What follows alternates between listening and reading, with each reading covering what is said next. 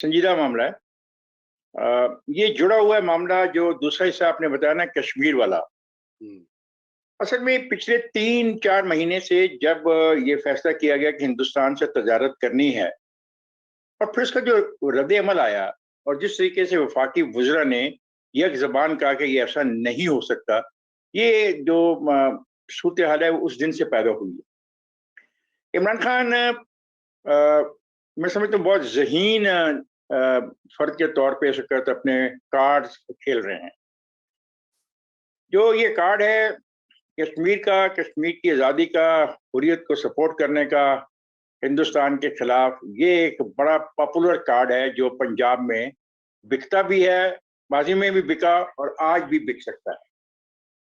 अब दूसरी तरफ देखें कि जिस दूसरे अदारे की वो बात कर रहे हैं कि उस अदारे के लोगों को सियासतदान मजबूर कर रहे हैं कि इनको उठा के बाहर फेंक दिया जाए, उस अदारे का मौक़िफ़ ये है कि हम काफ़ी अरसे से हिंदुस्तान की खुफिया एजेंसी और पाकिस्तान की खुफिया एजेंसी के जो सरबराहान हैं, वो ऐसा रास्ता निकालने की कोशिश कर रहे हैं कि दोनों मुल्कों के दरमियान दोस्ती बढ़े और इस खिते के अंदर एक ऐसी सूरत हाल पैदा हो कि हम अच्छे हमसाये के तौर पे रहें। अब इन दोनों चीज़ों के दरमियान आज का जो बयान है कि मेरे खिलाफ सियासी जमातें जो हैं, अपोजिशन की जो सियासी जमातें हैं, वो उकसा रही हैं फौज को कि मेरी हुकूमत को गिरा दिया जाए। अब ये देखें, सारी बातें बहुत कैलकुलेटेड हैं इमरान साहब की तरफ से, और उनको इस सारी बातों के मज़मुरात का इल्म भी है, और वो इसको जो बेचना चाह रहे हैं उसमें वो किसी हद तक कामयाब मुझे नजर आ रहे हैं। पहली बात तो उन्होंने क्लियर कर दी है कि मैं कश्मीर के मामले पर कोई भी समझौता करने को तैयार नहीं। कश्मीर के मामले पे जो रवैया है, उस जिस हमारे चीफ साहब ने जब हमारे साथी दोस्तों को बुलाया 60-70 को, 7 घंटे उनसे जो इंटरेक्शन किया, उसमें भी इन ख्यालात को उन्होंने इज़हार किया। उसके बाद उनका ये ख्याल था उस अदारे के सरबराह का और उस अदारे के लोगों का कि सबसे ज़्यादा मुखालफत इस फैसले की मुमकिना तौर पे मियाँ मोहम्मद नवाज शरीफ कर सकते हैं सियासी वजूहात की बिना पर। इसलिए फिर बात की गई शहबाज शरीफ से कि शहबाज शरीफ साहब, आप जाइए अपने भाई से कहिए कि अगर ऐसा कोई फैसला होता है या ऐसी कोई मूव होती है संजीदा किस्म की, तो उस मूव पर हमें उनकी मदद की ज़रूरत होगी। हम समझते हैं कि उनके जज्बात कश्मीर के बारे में बीइंग ए कश्मीरी क्या हैं, लेकिन हम चाहते हैं कि इस खिते के अंदर एक नई सूरत-ए-हाल पैदा हो, क्योंकि अमेरिका इस खिते से निकलना नहीं चाहता। अमेरिका को रूस और चाइना के ऊपर निगरानी रखने के लिए इस खिते में उसकी अपनी प्रेजेंस की बहुत ज़रूरत है।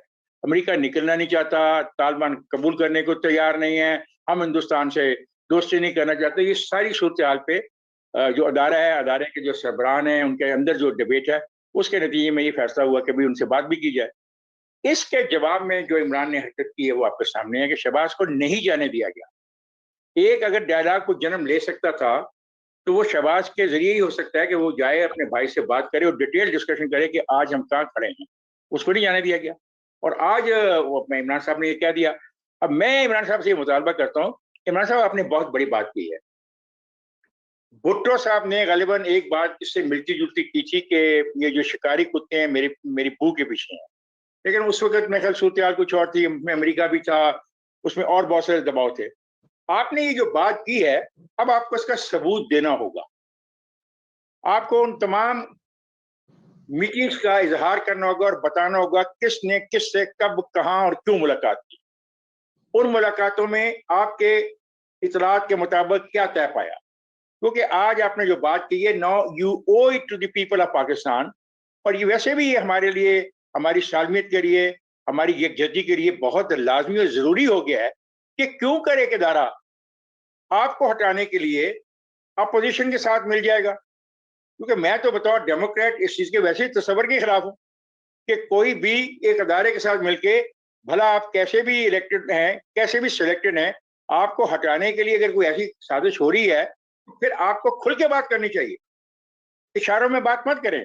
इशारों से बात करने का नुकसान है, उस अदारे के बारे में भी नुकसान है, अपोजिशन के बारे में भी आप शक और शुबात में लोगों को डाल रहे हैं, और ये मुनासिब बात नहीं है। और अगर जैसा मैंने कहा कब, क्यों और कैसे, ये बहुत ज़रूरी है, कब, क्यों और कैसे आप डिक्लेयर करें, बताएं। और अगर ऐसा साबित होता है कि पाकिस्तान की अपोजिशन जो है वो ऐसी कोई हरकत कर रही है तो फिर आर्टिकल 6 को आप इन्वोक कर सकते हैं अगर आपके पास सबूत है, और सबूत बड़े ऐसे होने चाहिए जो अवाम तस्लीम करे, जिनको अदालतें तस्लीम करें, जिनको हमारे बाशूर शहरी तस्लीम करे। अब ये तो नहीं कि आप एक तरफ उस अदारे के इस बात को मानने को तैयार नहीं, हिंदुस्तान से दोस्ती को आप उसको भी एक्सप्लॉइट करना चाह रहे हैं, और जो सियासी सूरत आपसे समझ नहीं रही, आप उस सियासी सूरत को सामने रखते हुए आप ये इल्जाम लगा रहे हैं अपोजिशन की जमातों के कि वो एक अदारे के साथ मिलकर आपको उतारना चाहती हैं। It's a serious matter. या तो आप इस बयान की वजाहत करें कि आपने, आपका मकसद क्या है, आपने क्यों कहा, और अगर वजाहत नहीं है तो फिर वही मेरा सवाल, क्यों, कब और कैसे वाला सवाल है, इसका जवाब चाहिए। तो इस पे अपना कमेंट भी दीजिए और ये बताइए कि क्या बिलावल जो है उनकी सियासत जो है वो उसका महवर अब सिंध है, या ये एक फेडरेशन में अपनी वो हक और इंसाफ की बात मांग रहे हैं? मैंने आप ही के प्रोग्राम में इन खदशात का इजहार किया था कि, और मैंने अफसोस का इजहार किया था कि पाकिस्तान पीपल्स पार्टी की तमाम सियासत जो अब मुझे नजर आ रही है वो सिर्फ सिंध तक ही महदूद रखना चाहती है, और कौमी सतह पे वो सबसे बड़े सूबे का जो तयशुदा और एस्टेब्लिश लीडर है उसको बड़ा बुरा कहते रहते हैं। ये मियाँ साहब आज नहीं गए कि आज चले गए, एकदम चले गए। मियाँ साहब तो गए हुए थे और फिर ये शामिल भी हुए, पीडीएम में गए भी, मजा भी देखा, लोगों से बात भी की, और फिर एक इशारे के ऊपर पीडीएम को छोड़ दिया। मैं असल में आज इस मौजू पर आपसे बात नहीं करना चाहता इस हवाले से। मैं सिर्फ इतना बात करना चाहता, बिलावल, मैंने पिछली दफा भी रजा रूमी साहब के प्रोग्राम में कहा कि आप अपने जो पोजीशन है उसको स्टैब्लिश करने के लिए मुल्क की सियासत करें। आपको सिर्फ पंजाब ही बुरा क्यों लगता है? आपको खैबर पख्तूनख्वा के लोग बुरे क्यों नहीं लगते? आपको बलूचिस्तान के लोग क्यों नहीं बुरे लगते? हम पंजाबियों में क्या खराबी है? हम पंजाबियों में ये खराबी है कि हमने आपके दादा को सबसे ज्यादा वोट दिया, नाना उनको को तो नाना को इतना ज्यादा वोट दिया। ये हमारी खराबी है। ये हमारी खराबी है कि हमारे लड़कों ने यहाँ पे मारे खाई, जेलों में गए, किलों में गए, फांसियां ली। ये हमारी खराबी है। अपने आप पर आग लगा के मर गए। तो मैं नहीं चाहता इस तलख बहस के अंदर जाना। अभी नौजवान लड़का है, इसको मेरा ख्याल है सारी सूरत का इल्म नहीं। जो इसके लोग जो इसको पट्टी पढ़ाने वाले हैं उन्होंने जो पट्टी पढ़ाई है गलत है। पिछले दिनों पानी के मामले पर भी इसका रवैया बिल्कुल एक नेशनल लीडर वाला नहीं था। नेशनल अच्छा लीडर होते हैं बेनजीर की तरह के, मैं नेशनल लीडर होते हैं बेनजीर तरह के। नहीं, बात सुनिए रूमी साहब, क्या पानी का मसला बेनजीर के दौर में नहीं था? जी था। हमेशा से रहा है वो मसला है कि वो एक नेशनल लीडर थे, उनको पता था उन्होंने क्या बात सूबे में करनी है और क्या बात वफाक में करनी है, और वफाक का जो लीडर है उसने सूबे की जो पॉलिटिक्स है उससे अपने आप को दूर रखा हुआ था। ऐसे ना करें हमारे साथ। हम आपकी इज्जत करते हैं, एहतराम करते हैं, यूर आप एक नौजवान आदमी हो, आओ सीखो देखो। और बाकी रही बात, ये बहुत खौफनाक बात है, तारीख लिखेगी आज से 30-40 साल 50 साल बाद कि क्यों एकदम ख्याल आ गया आसिफ जरदारी साहब को कि आइए मियाँ साहब लाहौर, आइए पाकिस्तान, मैं अपने बेटे के साथ जंग लड़ता हूँ, आप भी आके हमारे साथ जंग लड़े। एकदम कैसे ख्याल आ गया भाई? जब आप उनसे बात कर रहे थे वो पाकिस्तान में नहीं था। जब आप उनसे गुफ्तगू कर रहे थे वो पाकिस्तान में नहीं था। जब वो टेलीफोन पर आपको आपके साथ शामिल हो गया नवाज शरीफ, तब भी वो पाकिस्तान में नहीं था। ऐसा ना करें। ये जो हमारे कुछ लोगों का ख्याल है कि यार तो हम सारे बेवकूफ हैं 22 करोड़ लोग, और हम समझते नहीं है, जानते नहीं है। एक इनकी बड़ी गलतफहमी है इन पढ़े लिखे लोगों की, और इक़्तिदार में कोई भी हो, इमरान खान हो, नवाज शरीफ हो और बिलावल भुट्टो, ये इक़्तिदार में आके समझते हैं कि जो बाकी हम लोग हैं ना, हम बिल्कुल ही जाहिल हैं। ऐसा नहीं है। प्लीज जी अच्छा आप एक करें में, फाइनल और इस मुल्क के अंदर जो जमहूरियत है उसी के लिए फाइट करें, किसी और चीज के लिए फाइट ना करें। और मुझे आपने इजाजत दी, जी मुझे इजाजत जहाँ चाहिए। साहब एक मिनट और आपने जाना है। उन्होंने खान साहब ने ये भी कहा कि ऑपोजिशन का पैसा जो है वो बाहर पड़ा हुआ है और इसलिए ये पीछे पड़े हुए हैं, इसलिए मेरी हुकूमत गिराना चाहते हैं। इसमें भी देखो कोई रजा, मैं नहीं। मैं आज इमरान खान को, मैं एक इंतहाई छोटे सा आदमी बतौर सहावी चैलेंज करता हूँ। मिस्टर इमरान खान, मैं आपको 1 महीना पूरा देता हूँ।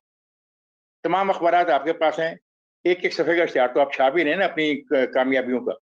एक दिन पाकिस्तान के तमाम अखबारात में ये बात 10 सफ़ों पे छाप के हमें बता दीजिएगा कि पाकिस्तान के 1100 सियासतदानों में से कितने लोगों के करप्शन है, और फिर दूसरे इदारों के भी 1100 लोग लीजिएगा और उनकी भी करप्शन बताइएगा। तो फिर मुझे समझ आ जाएगी कि आप करप्शन के खिलाफ हैं। और अगर आप अफराद के खिलाफ हैं, अगर आप खानदानों के खिलाफ हैं, तो मैं सिर्फ आपके लिए दुआ कर सकता हूँ। जी अच्छा शुक्रिया इफ्तिखार साहब। जी बहुत शुक्रिया हमें ज्वाइन करने के लिए। मुझे मालूम है आपके लिए अपॉइंटमेंट है, इंशाल्लाह फिर दोबारा प्लीज आप हमारे प्लीज, प्लेटफॉर्म पे सॉरी होंगे। सॉरी, मैं जा रमीज रहा हूँ। साहब थैंक यू।